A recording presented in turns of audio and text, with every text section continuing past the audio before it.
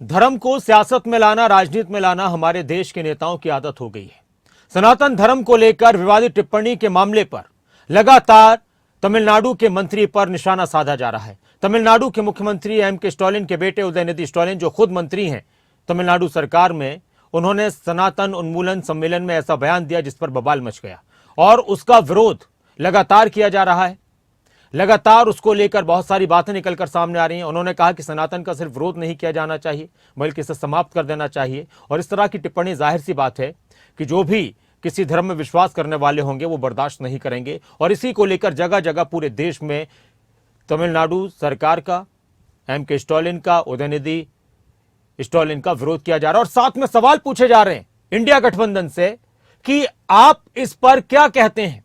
India गठबंधन के जो सहयोगी दल हैं, बहुत से नेता इस पर बोल रहे हैं। कुछ ने समर्थन कर दिया, कुछ बच रहे हैं कहने से, कुछ कह रहे हैं कि ऐसा बयान नहीं देना चाहिए, लेकिन बीजेपी ने हल्ला बोल दिया है। स्टालिन और उनके बेटे उदयनिधि पर लगातार निशाना साधा जा रहा है। ये रिपोर्ट देखिए।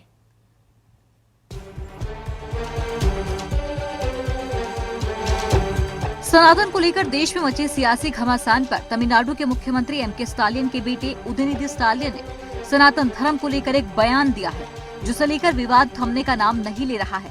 उनके बयान पर सियासत बनती हुई नजर आ रही है। एक तरफ उनकी आलोचना हो रही है तो दूसरी तरफ उनके समर्थन में कई राजनेता बात कर रहे हैं। द्रविड़ मुनेत्र कड़गम नेता और तमिलनाडु सरकार में मंत्री उदयनिधि स्टालिन ने सनातन धर्म को मिटाने के मुद्दे को लेकर हो रहे एक सम्मेलन में कहा, सनातन धर्म मलेरिया डेंगू की तरह है जिसे मिटाना जरूरी है। उन्होंने कहा, ऐसी कुछ चीजें होती है जिनका विरोध करना काफी नहीं होता, उन्हें समूल मिटाना होगा। मच्छर, डेंगू, बुखार, मलेरिया, कोरोना, ये चीजें ऐसी हैं जिनका हम केवल विरोध नहीं कर सकते हैं, हमें इन्हें मिटाना होगा। सनातन भी ऐसा ही है। वहीं अब बीजेपी लगातार तमिलनाडु के मंत्री उदयनिधि स्टालिन के सनातन धर्म पर की गई विवादित टिप्पणी को लेकर इंडिया गठबंधन को निशाने पर लेकर बयान दे रही है। स्टालिन के बयान पर हरियाणा बीजेपी अध्यक्ष ओ.पी. धनखड़ का बयान सामने आया है। उन्होंने कहा कि ये सनातन धर्म के खिलाफ टिप्पणी दुर्भाग्यपूर्ण है। अलायंस हैं जो इन्होंने गठबंधन बनाया हुआ है, वो उन सब की मानसिकता भी इसमें से अभिव्यक्त होती है। ये पहले भी इस तरह का षड्यंत्र भारत के साथ होते रहे हैं। भारत के टुकड़े भी कांग्रेस पार्टी ने कराए थे धर्म के आधार पर, टू नेशन थ्योरी को कांग्रेस पार्टी ने स्वीकार किया था और अपीजमेंट की थ्योरी भी वही लेकर चले थे। आर्टिकल 370 भी कांग्रेस पार्टी ने लगाया था। और ऐसे समय में इस प्रकार की मानसिकता, नेहरू जी ने भी एक बयान दिया था, I am a Hindu by accident. ये इस तरह की मानसिकता के सब लोग हैं। भारत की परंपरा, वो सनातन की परंपरा शाश्वत परंपरा है। और भारत के बारे में ये कहा है, यूनान, रोमा, मिस्र सब मिट गए, जहाँ से कोई बात है कि हस्ती मिटती नहीं हमारी। इस हस्ती को तो कोई नहीं मिटा सकता, लेकिन इन लोगों की मानसिकता और इन गठबंधन के दलों की मानसिकता जरूर उजागर हो रही है। वहीं बीजेपी सांसद अरविंद शर्मा ने उदयनिधि स्टालिन को नसीहत दे डाली। उन्होंने कहा कि सनातन धर्म हमारा अनादिकाल से है। जब मुगलों ने भी कोशिश की थी लेकिन सनातन धर्म को मिटा नहीं सके थे। देखिए, सनातन धर्म हमारा अनादिकाल से हमारा सनातन धर्म है। मुगलों ने भी कोशिश की थी, आपको पता होगा। मुगलों ने कोशिश की, अंग्रेजों ने कोशिश की और 800 साल के करीब मुगलों ने राज किया, लेकिन सनातन धर्म को नहीं मिटा सके। आप अंग्रेजों ने 200 साल के करीब अंग्रेजों ने राज किया, लेकिन सनातन धर्म को नहीं कुछ बिगाड़ सके। तो इसी तरह मैं कहता हूँ, लोगों को सोचना चाहिए। तो देश में जो रहता है उसकी देश की चिंता होनी चाहिए और देश की बात करनी चाहिए। वहीं इस मामले पर कांग्रेस का भी बयान सामने आया है। उन्होंने कहा कि नेता उदित राज ने कहा कि कांग्रेस का इससे कोई लेना देना नहीं है। कि कांग्रेस से भी कोई लेना देना नहीं है। अगर कांग्रेस को लेना देना होता तो डीएमके अलग से क्यों है, फिर कांग्रेस में ही होती।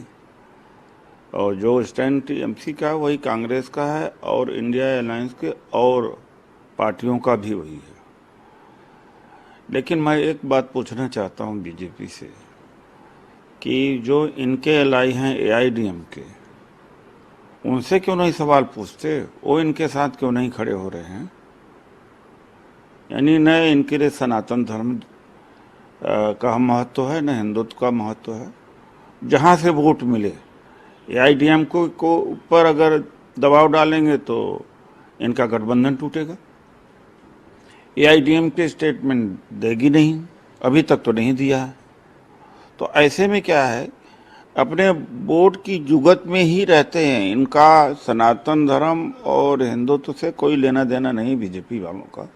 और दूसरी बात है कि अब इनको साधु कहा जाए या धर्मरक्षक कहा जाए, कहीं धर्मरक्षक किसी की हत्या करने की बात करते हैं। तो जितने साधु संत हैं या आरएसएस बीजेपी, इस स्टेटमेंट पर क्या कहना है उनका, या उनके खिलाफ परमहंस आचार्य के खिलाफ कोई एक्शन ले रहे हैं? इससे हिंदू धर्म बदनाम नहीं हो रहा? इस बीच मामले में अब साधु संतों और हिंदू संगठनों की कड़ी प्रतिक्रिया देखने को मिल रही है। अयोध्या के तपसी छावनी मंदिर के मुख्य पुजारी जगत गुरु परमहंस आचार्य ने सनातन धर्म पर की गई उनकी टिप्पणी का विरोध करते हुए उदयनिधि का सिर काटने वालों को 10 करोड़ का इनाम देने की घोषणा की थी और ये भी कहा कि अगर ऐसा नहीं हुआ तो वो खुद उदयनिधि का सर कलम करेंगे। आपका सर कलम अगर 10 करोड़ में भी नहीं होगा तो मैं स्वयं करूंगा और जरूरत पड़ेगी तो और इनाम बढ़ा दूंगा, लेकिन सनातन धर्म का अपमान बर्दाश्त नहीं किया जाएगा। ये इतिहास गवाह है और उदयनिधि स्टालिन भी राक्षस बन चुका है, उसका भी वध होगा। बहरहाल इस मामले ने तूल पकड़ लिया है और दिल्ली में एफआईआर भी दर्ज हो गई है। ऐसे में अब देखना होगा इस मामले में स्टालिन के बेटे के खिलाफ क्या कुछ कार्रवाई होती है।